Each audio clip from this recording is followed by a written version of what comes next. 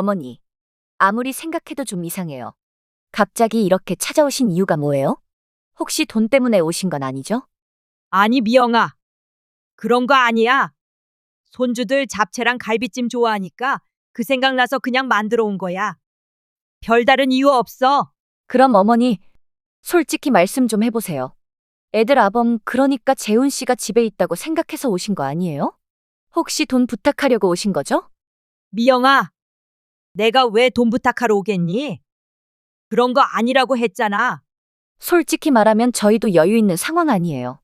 어머니가 힘드시니까 이렇게 갑자기 오신 것 같은데. 저희한테도 여유가 없어요. 애들 학원비며 생활비며 정말 빠듯하게 사는 거 아시잖아요. 안녕하세요. 오늘 사연의 주인공은 72세 김옥순 씨입니다. 오늘은 오랜만에 아들네 집에 찾아갔다가 며느리에게 문전박대 당하며 5만 원 받은 김옥순 씨의 서러운 이야기 들어보겠습니다. 김 씨는 새벽 공기에 살짝 찬 기운이 느껴지는 아침, 평소보다 일찍 눈을 떴습니다. 아침 햇살이 커튼 사이로 스며들며 그녀의 방을 환히 밝혔습니다. 그리고 과거를 떠올리며 깊은 한숨을 쉬었습니다. 지금은 결혼 후 어색하게 지내고 있는 큰아들 재훈이가 생각났기 때문입니다. 결혼 전 재훈이는 누구보다 다정하고 효심 깊은 아들이었습니다. 재훈이는 고등학교 때부터 집안 형편이 넉넉하지 않다는 것을 누구보다 잘 알고 있었습니다. 대학에 진학한 이후에도 늘 알바를 하며 어머니를 돕곤 했습니다. 재훈이 대학생이던 어느 날 알바에서 힘들게 번 돈으로 작은 봉투를 어머니에게 건넨 적이 있었습니다. 엄마, 이거요. 제가 이번 달에 알바해서 번 돈이에요. 용돈으로 쓰세요. 아이고, 재훈아. 엄마는 괜찮다. 너나 학비에 쓰고 필요한 거 샀어야지. 엄마한테 이런 거 주면 어떡해? 엄마, 저도 용돈 잘 쓰고 있어요. 이건 엄마가 필요한데 쓰세요. 다음 달에도 또 드릴게요. 다음 달엔 무슨 다음 달이야? 네가 번 돈은 네가 써야 해. 엄마는 정말 괜찮아. 엄마, 그러지 마세요. 엄마가 고생하는 거 매일 보면서 저도 아무것도 안 하면 마음이 편하겠어요? 제발 받아주세요. 결국 김 씨는 눈물을 글썽이며 봉투를 받아들었습니다. 우리 재훈이가 이렇게 컸네. 네가 이렇게 효도하니 엄마는 더 열심히 살아야겠다. 정말 고맙다, 우리 아들. 재훈이 대학을 졸업하고 첫 직장에 취직했을 때도 김 씨는 그날을 잊을 수 없었습니다. 재훈이 첫 월급을 받은 날 그는 어머니와 함께 시장에 갔습니다. 엄마, 오늘 뭐 먹고 싶으세요? 제가 다 살게요. 먹고 싶은 거 다 말하세요. 됐다, 됐어. 너 첫 월급인데 아껴 써야지. 뭐 이런 데다 돈을 쓰냐? 엄마, 오늘은 제가 효도하는 날이에요. 이런 날 아니면 언제 엄마한테 제대로 대접해 드리겠어요. 그러니까 먹고 싶은 거 다 말하세요. 그럼 오랜만에 회라도 먹으러 갈까? 너도 좋아하잖아. 좋죠. 엄마랑 먹으면 뭐든 맛있을 거예요. 그날 재훈은 어머니와 함께 맛있는 음식을 먹으며 직장 생활 이야기를 털어놓았습니다. 엄마, 회사 사람들이 다들 너무 잘해줘요. 아직 적응할 게 많지만 열심히 할게요. 엄마가 그동안 저 키우느라 고생하셨으니까 이제는 제가 보답해야죠. 고생은 무슨 고생이야. 네가 이렇게 잘 자라준 게 엄마에겐 제일 큰 효도야. 재훈은 직장 생활을 하면서도 어머니를 잊지 않았습니다. 김 씨가 힘들어할까봐 집안일을 돕기도 하고 시장에서 장을 보기도 했습니다. 어느 날은 김 씨가 몸이 아파 누워있을 때 재훈이가 손수죽을 끓여주며 말했습니다. 엄마, 이럴 땐 좀 쉬어야 해요. 제가 죽 끓였으니까 이거 드세요. 재훈아, 너도 회사 다니느라 힘들 텐데 이렇게까지 안 해줘도 되는데. 엄마, 제가 회사 다니는 건 다 엄마 덕분이에요. 그러니까 엄마가 건강해야 제가 더 열심히 일할 수 있죠. 김 씨는 그런 재훈이 든든하고 자랑스러웠습니다. 결혼하기 전까지 재훈은 늘 자신을 최우선으로 생각하고 챙겨주는 효자였습니다. 그러나 며느리 이미영과 결혼한 후 재훈은 점점 변해갔습니다. 손주들이 태어난 이후에도 김 씨는 며느리의 눈치를 보며 손주들 반찬조차 편하게 가져다 줄 수 없는 사이가 됐습니다. 재훈아, 이번 주말에 엄마가 너희 집에 반찬 좀 가져다 줄게. 손주들도 보고 싶고. 아, 엄마, 이번 주말은 좀 힘들 것 같아요. 미영이가 이번 주말은 편하게 쉬고 싶대요. 그래. 그럼 다음 주에 가면 되겠니? 네, 다음 주에요. 엄마가 너무 자주 오시면 미영이가 좀 부담스러워할 수 있으니까요. 그 이후로 김 씨가 집을 찾아가면 며느리는 은근히 불편한 기색을 드러냈습니다. 어느 날은 김 씨가 손주들을 보러 갔다가 며느리의 말을 듣고 충격을 받았습니다. 어머님, 갑자기 오시면 저희도 준비가 안 돼서 좀 힘들어요. 요즘 워낙 바빠서 애들도 잘 못 챙기는데.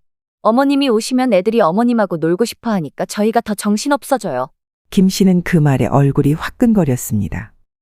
내가 애들 보러 오는 게 미영이 너한테 그렇게 불편한 거니? 불편하다는 게 아니라요. 어머님, 애들도 일정이 있고 저희도 계획이 있으니까요. 며느리의 태도는 점점 더 대놓고 차가워졌습니다. 하지만 김 씨는 여전히 손주들을 보고 싶었고 아들에게 가까이 다가가고 싶었습니다. 내가 더 잘해주고 손주들을 더 잘 챙겨주면 며느리도 자신을 좀 더 너그러운 마음으로 받아주겠지 싶은 생각도 들었습니다. 그래서 오늘만큼은 큰맘 먹고 손주들이 좋아하는 반찬을 해서 며느리의 집에 가려고 계획하고 있었습니다. 연락 없이 오는 걸 싫어하는 며느리라는 걸 알기에 김 씨는 몇 번이나 며느리에게 전화를 걸었지만 며느리는 받지 않았습니다. 기다리다 보면 전화가 오겠지? 내가 며느리에게 좀 더 다정하게 다가가 봐야겠어. 이렇게 마음 먹은 김에 오늘 아들네 집에 가봐야겠어. 오랜만에 손주들도 보고, 아이고, 시간이 참 빠르네. 평소엔 느긋하게 아침을 시작하던 김 씨지만 오늘은 일찍부터 바쁘게 움직였습니다. 간단히 세수를 하고 부엌으로 향하며 마음속에서 해야 할 일들을 하나씩 정리했습니다. 갈비찜 재료는 다 준비됐고, 나물은 어제 다 해놨으니 잡채만 좀 하면 되겠네.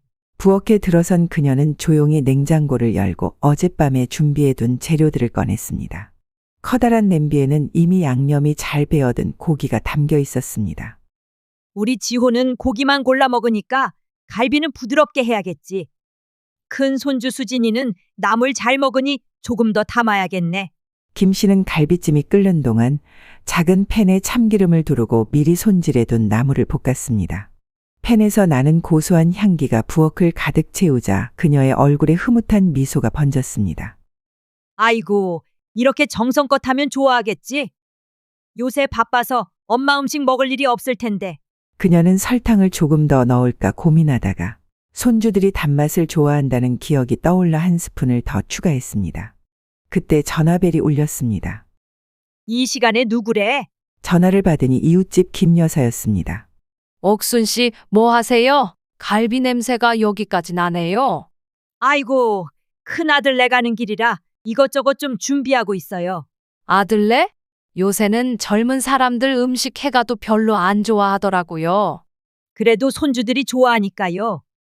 애들한테 잘 보이려면 이 정도는 해야죠. 어머니 마음이 참 따뜻하시네요.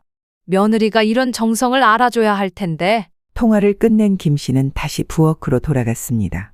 잡채 재료를 꺼내면서 그녀는 손주들의 밝은 얼굴을 떠올렸습니다. 지호는 당면을 잘 먹고 수진이는 고기랑 야채를 골고루 좋아하니 야채도 많이 넣어야겠다. 김 씨는 부엌에서 쉴 틈 없이 움직이며 잡채를 볶고 완성된 음식들을 하나씩 포장하기 시작했습니다. 반찬통 뚜껑을 하나하나 닫으며 작은 목소리로 중얼거렸습니다. 이 정도면 충분할 거야. 아휴, 그래도 과일은 따로 챙겨야지. 냉장고에서 꺼낸 사과와 귤을 깨끗이 씻어 준비했습니다. 사과는 껍질을 정성껏 깎아 얇게 썰어 통에 담고 귤은 크기별로 고르며 정리했습니다. 우리 손주들 이거 보고 좋아하겠지? 아이고, 이런 재미에 사는 거지. 그녀는 포장을 끝낸 뒤 가방에 음식들을 조심스럽게 담았습니다. 이미 가방은 묵직했지만 김 씨는 여전히 무거운 줄도 모르는 듯했습니다. 거실로 나온 김 씨는 가방을 들고 앉아 숨을 고르며 혼잣말로 중얼거렸습니다. 아이고, 무겁다. 하지만 이걸로 손주들한테 칭찬받으면 힘든 줄 모르겠지. 잠시 앉아 물을 한 잔 마시던 김 씨는 거울 앞에 서서 옷매무새를 다듬었습니다. 작은 머리핀 하나도 단정히 정리하며 자신에게 속삭였습니다. 이쁘게 하고 가야지.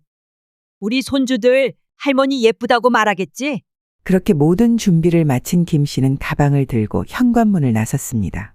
그녀의 발걸음에는 설렘과 기대감이 가득했습니다. 김 씨는 커다란 보자기에 음식을 정성스럽게 담은 후 현관문 앞에 섰습니다.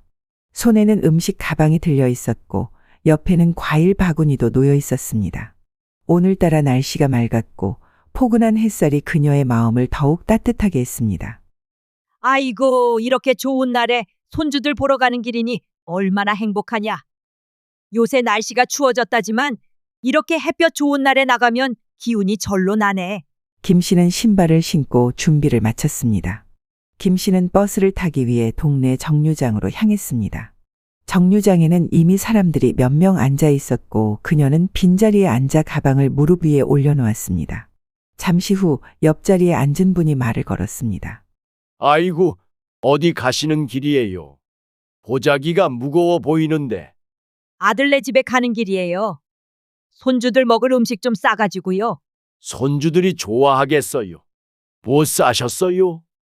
갈비찜, 잡채, 나물 좀 했죠. 애들 입에 맞을지 모르겠지만 할머니 정성이 들어갔으니 잘 먹겠죠. 손주들이 참 복 받았네요. 우리 손주들은 요새 바빠서 얼굴도 못 보는데. 저도 그래요. 자주 보지도 못하니까 오늘 이렇게 큰맘 먹고 이렇게 바리바리 싸가요. 할머니 마음이 다 그렇지 뭐. 잠시 후 버스가 도착하자 김 씨는 인사를 하고 서둘러 올라탔습니다. 버스 안은 사람들이 많지 않아 자리가 넉넉했습니다. 김 씨는 창가 쪽에 앉아 음식을 담은 보자기를 옆에 놓고 창밖을 바라보았습니다. 길가에 떨어진 낙엽들이 바람에 날리며 춤추는 모습이 그녀의 눈에 들어왔습니다. 벌써 겨울이 다 됐네. 가을이 참 짧았어. 손주들이 커가는 것처럼 계절도 참 빨리 지나가는구먼. 그녀는 창문 너머로 보이는 풍경을 보며 아들네 집에서의 하루를 상상했습니다. 손주들이 뛰어나와 할머니 하고 부르며 안기는 모습, 며느리가 미소를 지으며 어머님 어서 오세요 하고 맞아주는 장면들이 머릿속에 떠올랐습니다. 잠시 후 옆자리에 앉은 젊은 여성이 김 씨를 바라보며 말을 걸었습니다. 할머니, 어디 가시는 길이에요? 보자기가 무거워 보이네요. 아이고, 아들네 집에 가는 길이에요. 손주들 먹을 거 좀 싸왔죠. 정말 대단하세요. 요새는 부모님이 자식들 챙기는 게 당연한 시대가 아닌데 손주들까지 이렇게 신경 쓰시다니요. 할머니 마음은 다 그렇지 뭐. 아이들이 좋아하면 그게 행복인걸요. 손주들이 정말 복 받았네요. 저도 나중에 할머니가 되면 그렇게 해주고 싶어요. 아이고, 당신도 나중에 훌륭한 할머니가 될 거예요. 사랑이 있으면 다 되는 법이에요. 버스가 정류장에 도착하자 김 씨는 음식을 담은 보자기를 조심스럽게 들고 일어섰습니다. 운전기사가 뒤를 조심하라고 말하자 그녀는 감사의 인사를 전했습니다. 할머니, 짐이 무거워 보이는데 조심히 내려가세요. 고맙습니다. 오늘 날씨가 좋아서 기분이 좋네요. 버스에서 내린 김 씨는 한 손에 가방을 들고 다른 손으로는 허리를 받치며 천천히 걸어갔습니다. 김 씨는 음식과 과일이 담긴 커다란 보자기를 들고 힘겹게 정류장 근처에서 택시를 기다리고 있었습니다. 버스를 타는 것도 가능했지만 오늘은 짐이 무겁기도 했고 손주들 얼굴을 빨리 보고 싶은 마음에 택시를 잡기로 했습니다. 잠시 후 노란 택시 한 대가 멈추었습니다. 운전석 창문이 내려오고 친근한 목소리가 들려왔습니다. 어르신, 어디로 모실까요? 아이고, 고맙습니다. 저기 대흥동 무궁화 아파트까지 좀 부탁드려요. 네, 알겠습니다. 짐이 많으신데 트렁크에 실어드릴까요? 아니에요. 그냥 옆에 두면 돼요. 가벼운 것들이라 괜찮아요. 기사는 미소를 지으며 김 씨가 짐을 조심스럽게 안고 택시에 타는 것을 도와주었습니다. 차가 출발하자 기사와 김 씨는 자연스럽게 대화를 나누기 시작했습니다. 짐이 많으신 걸 보니 어디 놀러 가시는 길은 아닌 것 같네요. 아들네 집에 가는 길이에요. 손주들 먹을 거 좀 싸가지고요. 손주들이 좋아하겠어요. 어떤 걸 준비하셨나요? 갈비찜에 잡채, 나물 몇 가지 했죠. 요새는 손주들이 좋아하는 인스턴트 음식도 많지만 할머니 음식이 최고라더군요. 손주들이 입맛이 고급이네요. 요새는 그런 음식을 만드는 분이 드문데 어르신께서 정성이 대단하시네요. 그저 할머니 마음이지요. 손주들 얼굴만 보면 기운이 절로 나요. 김 씨는 손주들 이야기를 하며 얼굴에 웃음이 떠올랐습니다. 우리 손주들이 얼마나 귀여운지 몰라요. 첫째는 이제 초등학교 2학년인데 학교에서 공부도 잘하고 친구들한테도 인기 많다더라고요. 에휴, 요새 애들은 공부 잘하면 최고죠. 장손이신가 보네요. 맞아요. 장손인데 참 똑똑하고 예뻐요. 둘째는 아직 유치원생인데 말도 얼마나 잘하는지. 할머니가 오면 무조건 손을 잡고 안 놔요. 그 나이 때가 제일 예쁠 때죠. 할머니가 오시는 걸 손꼽아 기다릴 것 같네요. 그러게요. 할머니가 오면 뭘 하고 싶어 할지 생각만 해도 설레요. 택시 기사는 김 씨의 이야기에 깊이 공감하며 자신의 이야기를 꺼냈습니다. 저도 손주가 둘 있어요. 하지만 자주 보질 못해서 좀 아쉽죠.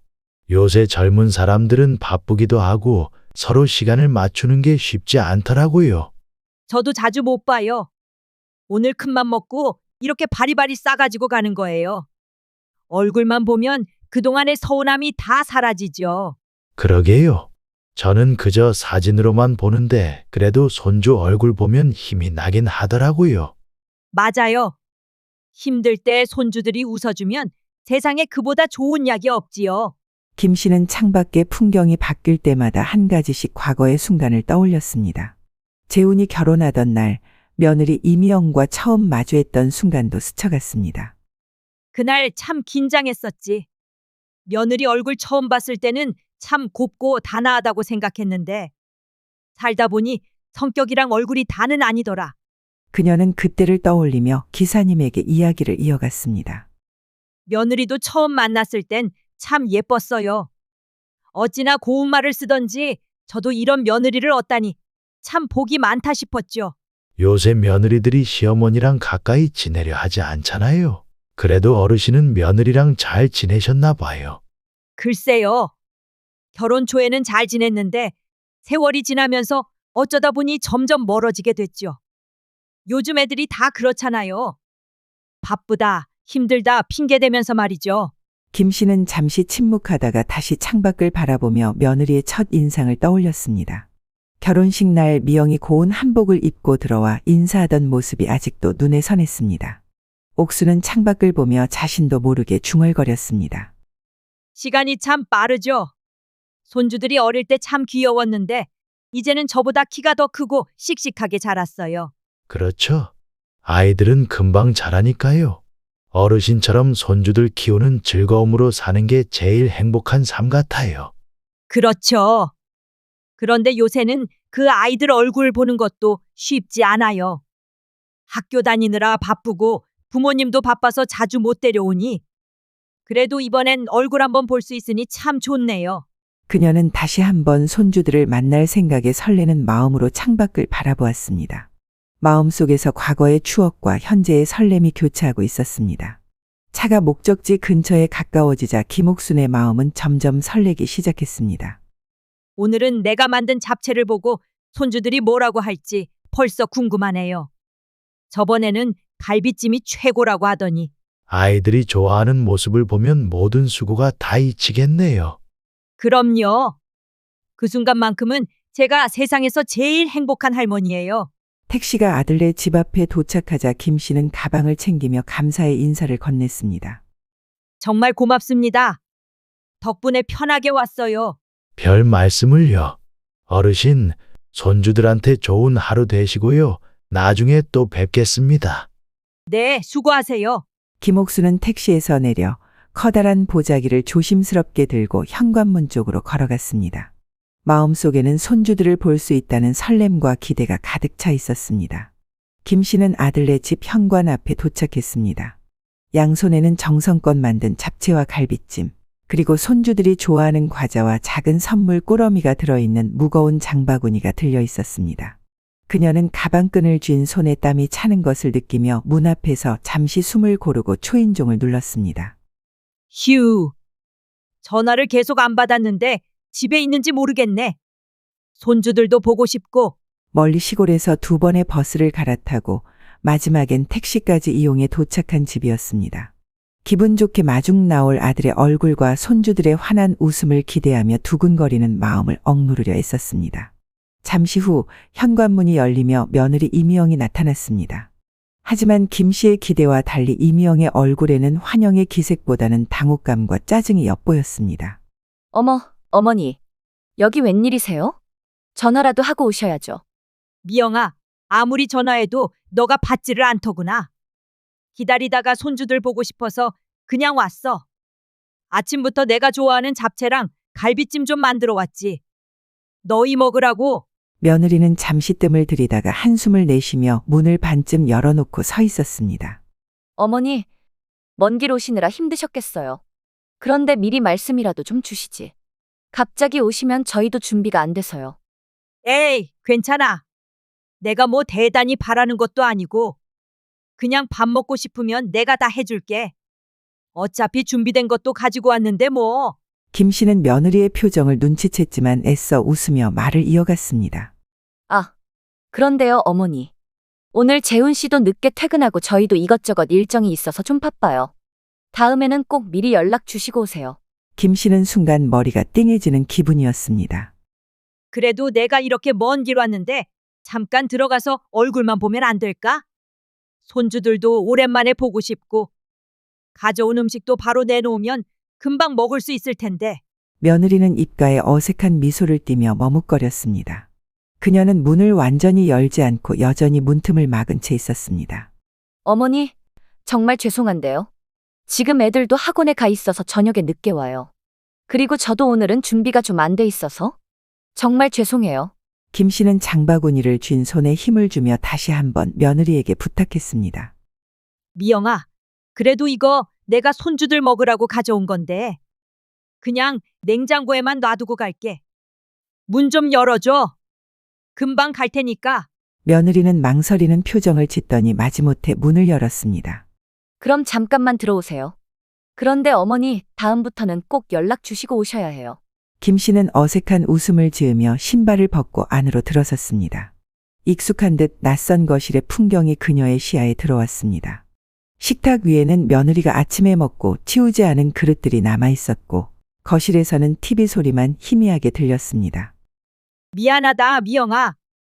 연락도 없이 와서 잡채랑 갈비찜만 냉장고에 넣고 금방 갈게. 네, 그런데 어머니. 사실 요즘 저희 집 냉장고가 꽉 차서요.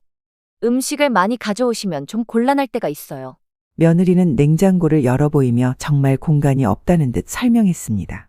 하지만 김 씨는 그 말을 들으며 괜히 자신이 오지 말았어야 했나 하는 생각에 가슴이 답답해졌습니다. 며느리는 한숨을 쉬며 휴대전화를 꺼내 들었습니다.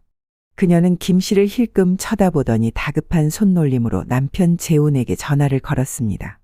여보, 어머니 오셨어. 아니, 연락도 없이 갑자기 오셨다고. 내가 뭐라고 했는지 알지? 갑작스러운 건 좀 힘들다고 했잖아. 김 씨는 자신의 이름이 직접 거론되지 않아도 대화의 내용이 자신에 대한 것임을 알 수 있었습니다. 그녀는 손에 든 장바구니를 내려놓으며 눈치를 보기 시작했습니다. 잡채랑 갈비찜 같은 거 해오셨대. 근데 여보, 냉장고가 꽉 찼잖아. 이런 건 어떻게 해야 해? 며느리의 목소리는 점점 커졌고 김 씨는 그런 며느리의 태도에 점점 더 작아지는 기분이 들었습니다. 그녀는 서둘러 말을 꺼냈습니다. 아이고, 미영아. 내가 좀 생각이 짧았네. 미안하다. 냉장고가 꽉 찼으면 그냥 내가 정리할게. 너무 신경 쓰지 마. 하지만 며느리는 김 씨의 말을 듣는 둥 마는 둥하며 전화를 이어갔습니다. 아니, 당신이 해결 좀 해줘. 나는 정말 이런 상황이 곤란하니까. 김 씨는 두 손을 비비며 상황을 정리하려 했습니다.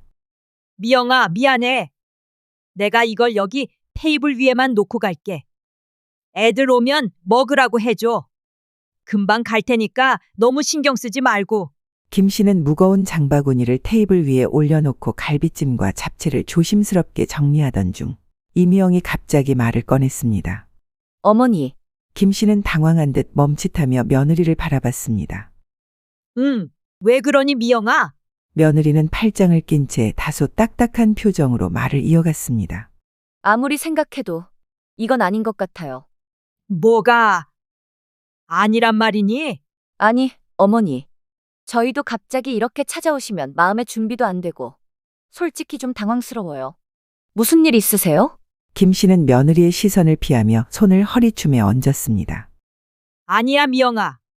그냥 손주들 생각나고 또 너희 먹으라고 반찬 좀 만들어서 가져온 거야. 별다른 이유는 없어. 하지만 며느리는 눈을 가늘게 뜨며 물었습니다. 정말요? 저는 솔직히 좀 이상해서요. 어머니, 뜬금없이 반찬이라니요? 그리고 손주들이라니요? 김 씨는 이미영의 차가운 시선에 속이 떨렸지만 여전히 미소를 유지하려 애썼습니다. 어머니, 아무리 생각해도 좀 이상해요. 갑자기 이렇게 찾아오신 이유가 뭐예요? 혹시 돈 때문에 오신 건 아니죠? 아니, 미영아. 그런 거 아니야. 손주들 잡채랑 갈비찜 좋아하니까 그 생각나서 그냥 만들어 온 거야.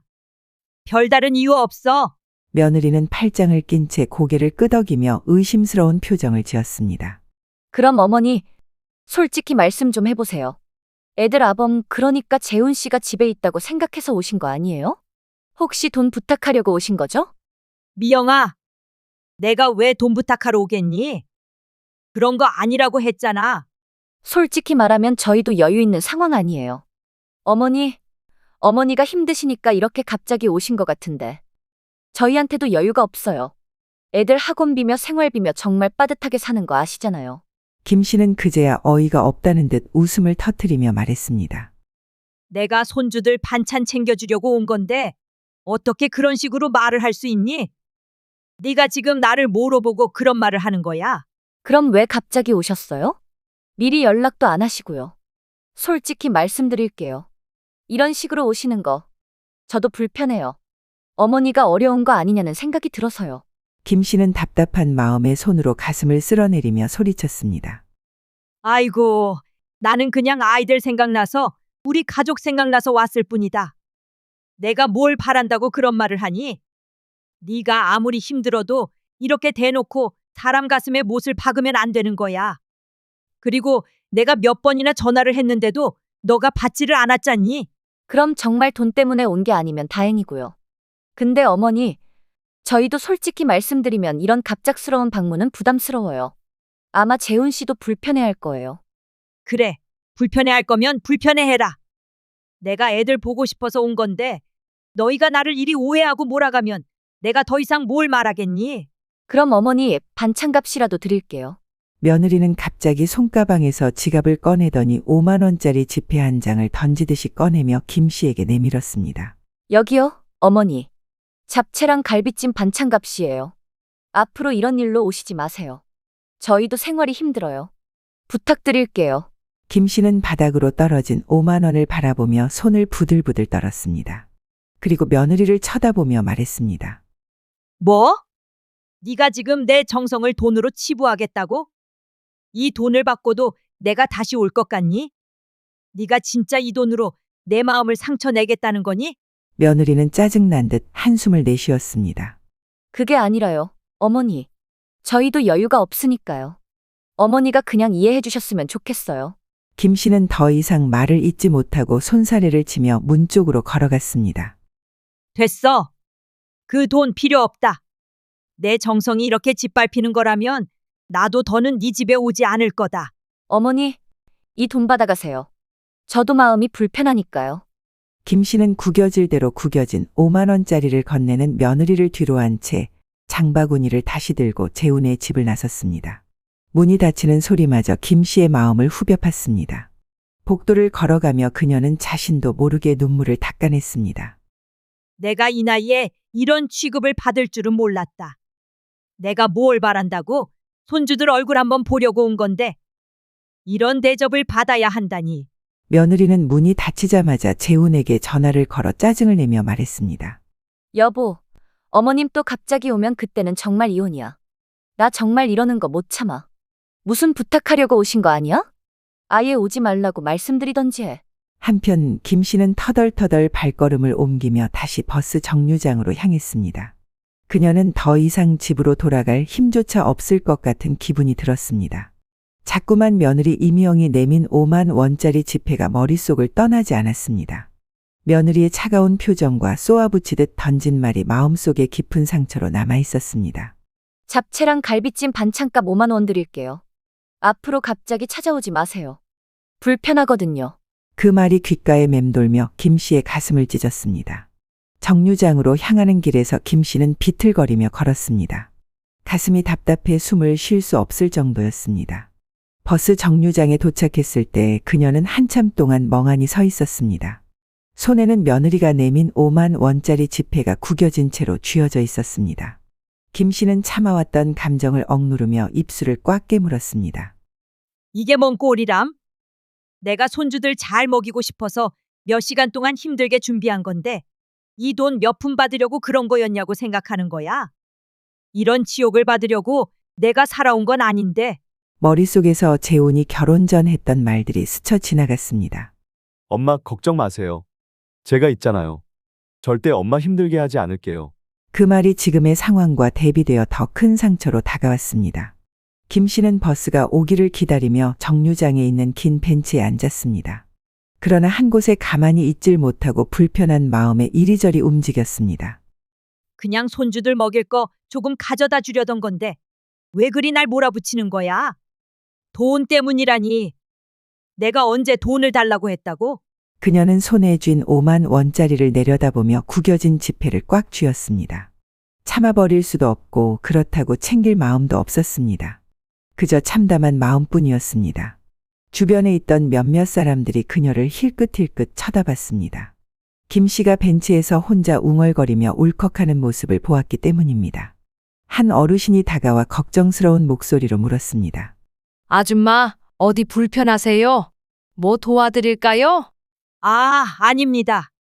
그냥 조금 속상한 일이 있어서요. 에휴, 요새 세상에 안 속상한 일이 어디 있겠어요. 그래도 너무 마음 졸이지 마세요. 김 씨는 고개를 끄덕이며 억지 미소를 지어 보였지만 어르신이 돌아가고 나자 다시 고개를 떨궜습니다. 마침내 버스가 도착하자 김 씨는 지친 몸을 이끌고 올라탔습니다. 버스에 앉자마자 그녀의 눈가에 맺혔던 눈물이 줄줄 흐르기 시작했습니다.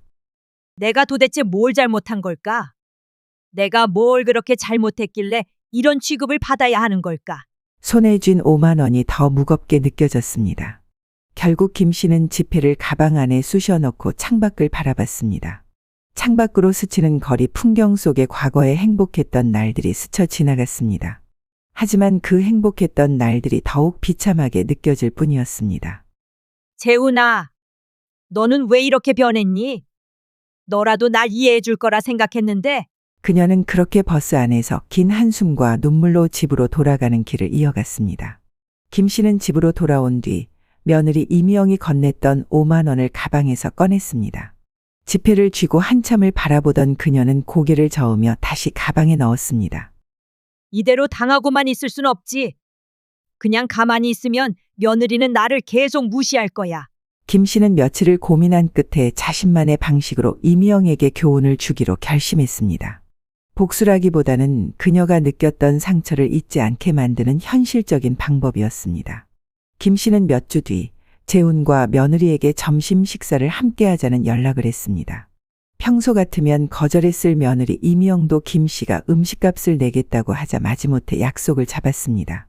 약속 당일 김 씨는 재훈과 며느리가 좋아할 만한 근사한 한식당을 예약했습니다. 이렇게 함께하는 자리도 참 오랜만이네. 자주 보지 못하니 이렇게라도 얼굴 보고 싶어서. 그러게요, 엄마. 요즘 저희도 바빠서. 어머니께서 웬일로 이런 자리를 마련하셨어요? 김 씨는 웃으며 대답했습니다. 그냥 손주들도 못 보고 해서. 앞으로는 자주 보려고. 그리고 한 가지 얘기할 것도 있고. 무슨 얘기요? 설마 무슨 일 있으신 거 아니죠? 그런 건 아니야. 다만 너희한테 고마운 마음을 표현하려고 해. 식사가 끝나갈 무렵 김 씨는 미리 준비해둔 작은 봉투를 꺼냈습니다. 봉투를 손에 들고 잠시 망설였지만 이내 단호한 표정으로 말을 꺼냈습니다. 사실 오늘 이 자리에서 꼭 하고 싶은 이야기가 있었어. 그리고 이걸 전하려고 했단다. 엄마, 이게 뭐예요? 설마 어디 편찮으신 건 아니죠? 어머니, 왜 이렇게 진지하게 말씀하세요? 무슨 일 있으세요? 김 씨는 봉투를 테이블 위에 올려놓으며 조심스럽게 밀었습니다. 지난번에 너희 집에 갔을 때 미영이가 주었던 돈이야. 잡채랑 갈비찜 값으로 줬던 그 5만 원 말이다. 그날 바로 돌려주지 못했는데 이제 돌려줄게. 어머니, 그런 거 아니었어요. 그냥 갑자기 오셨으니까 제가 뭐라도 드리고 싶어서 그런 의도로 드린 거예요. 그래, 그 마음이라도 고맙게 받아들였어. 하지만 나도 생각이란 걸 해보게 되더라. 내가 아들을 키워오면서 어떤 마음으로 살았는지, 왜 내가 거기까지 갔는지, 그리고 내가 너희에게 어떤 존재인지 말이다. 김 씨의 목소리는 단호하면서도 한결 차분했습니다. 엄마, 미영이도 그렇게 나쁜 뜻으로 드린 건 아니에요. 그냥 상황이 조금 어색했을 뿐이지. 재훈아, 나도 안다. 미영이가 어떤 의도로 그랬는지. 하지만 중요한 건 내가 그날 얼마나 속상했는지야. 내가 너희를 위해 정성껏 준비한 음식이 돈으로 매겨질 줄은 정말 몰랐다. 김 씨는 한숨을 쉬며 봉투를 다시 앞으로 밀었습니다. 이 돈 받아. 내가 준 음식의 값이요 10,000원이라니 참 씁쓸하긴 했지만 너희가 생각하는 내 가치는 이 정도라는 걸 알았으니 괜찮다. 어머니, 제가 경솔했어요. 그땐 생각이 짧았던 것 같아요. 너무 죄송해요. 그럼 앞으로 생각을 좀 더 깊게 해줬으면 좋겠구나. 나도 앞으로는 무작정 너희 집 문을 두드리진 않을 거야. 나도 자존심이라는 게 있으니까. 재우는 당황한 듯 머리를 극적이며 어머니를 바라보았습니다. 엄마, 미영이 말이 그게 다가 아니에요. 그날은 그냥 우리가 조금 피곤했어요.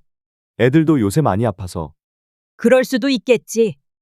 하지만 내가 여기까지 찾아가는데 얼마나 고민했는지, 얼마나 설레는 마음으로 준비했는지 한 번이라도 생각해 봤다면 그런 말은 하지 않았을 거야. 식당의 공기는 어느새 무거워졌습니다. 김 씨는 봉투를 테이블 위에 조심스럽게 올려놓고 두 손으로 쓸어내리듯 다듬었습니다. 그 모습은 마치 그녀의 마음속 복잡한 감정을 정리하려는 것처럼 보였습니다. 이 돈 말이야. 내가 처음에 받았을 때 정말 혼란스러웠어.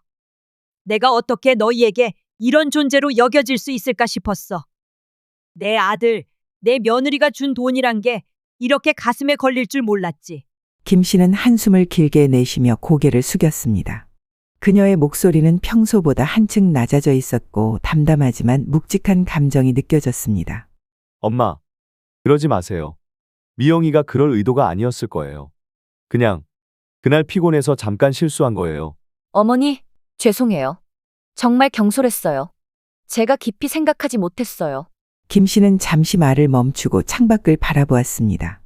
그녀의 눈에는 잠시 회한이 스쳤습니다. 재훈아, 너 어릴 때 기억나니? 네가 학교에서 필요한 책이 있다고 해서 그날 저녁에 반찬거리 살 돈까지 모아 책을 사줬던 거. 너는 기뻐하며 웃었지만 나는 그날 저녁에 끓인 김치찌개로 며칠을 버텼단다. 재우는 그 말을 듣고 당황한 얼굴로 어머니를 바라봤습니다. 엄마, 그건 저는 전혀 몰랐어요. 왜 그런 말씀을 지금? 너는 몰랐겠지? 몰랐기 때문에 지금 이런 상황까지 온 거야. 하지만 나는 기억해. 너희를 위해 내가 했던 모든 선택을. 며느리는 여전히 고개를 숙인 채 아무 말도 하지 못했습니다. 김 씨는 그녀를 향해 살짝 웃어 보였습니다. 미영아, 너도 힘든 건 알겠어. 요즘 세상 어렵잖니? 하지만 한 가지 묻고 싶다. 내가 너희에게 짐이 되고 싶어서 그런 것 같니? 며느리는 대답하지 못한 채 손끝만 만지작거렸습니다. 김 씨는 천천히 고개를 들며 두 사람을 번갈아 바라봤습니다. 눈에는 서운함과 체념이 섞여 있었습니다. 내가 너희를 위해 준비한 잡채와 갈비찜이 그렇게도 부담스러웠니? 내가 직접 요리하고 먼 길을 와서 손주들 얼굴이라도 보고 싶었던 게 그리 큰 잘못이었니? 그녀의 목소리는 한결 차분했지만 그 안에 담긴 감정의 깊이는 듣는 이를 짓눌렀습니다. 며느리는 입술을 깨물며 고개를 숙였습니다. 김 씨는 이를 보고 쓴웃음을 지었습니다. 내가 이런 말까지 꺼내는 게 부끄럽기도 하지만 이제는 너희 집에 내가 가는 게 불편할까봐 조심해야겠다는 생각이 들었어. 그래서 오늘 이 자리에서 정리하려고 해. 나도 내 삶을 좀 더 생각하고 살려고. 김 씨는 봉투를 재훈 앞으로 밀며 자리에서 일어났습니다. 이 돈은 꼭 써라. 그리고 앞으로 내가 너희에게 다가가려는 노력은 하지 않을게. 다만 내가 없는 시간이 길어지면 가끔은 내가 그립기도 했으면 좋겠다. 며느리는 여전히 아무 말도 하지 못했습니다. 김 씨는 다시 한번 두 사람을 바라보며 말을 마무리했습니다. 오늘은 이만 가볼게. 음식값은 내가 낼 테니 걱정하지 말고. 그리고 너희도 이제는 더 이상 나를 오해하지 않았으면 좋겠구나. 김 씨는 봉투를 그대로 두고 식당을 나섰습니다. 식당 문이 닫히는 소리가 들린 후에도 아들과 며느리는 한동안 아무 말도 하지 못했습니다. 이후 김 씨는 더 이상 재혼의 집을 찾아가지 않았습니다. 대신 자신만의 삶을 즐기며 자주 동네 복지관을 다니고 자신과 비슷한 처지의 노인들과 시간을 보내기 시작했습니다. 재훈과 며느리는 처음엔 별다른 느낌이 없었지만 시간이 흐르면서 점차 김 씨의 빈자리를 느끼기 시작했습니다. 특히 손주들이 할머니는 언제 오냐? 라고 묻는 말에 이미영은 내심 죄책감을 느꼈습니다. 아침부터 고생한 김옥순님의 가치가 며느리에게는 5만 원밖에 되지 않았다는 사실이 기가 막히네요. 여러분들의 생각은 어떤지 댓글로 소통 부탁드립니다.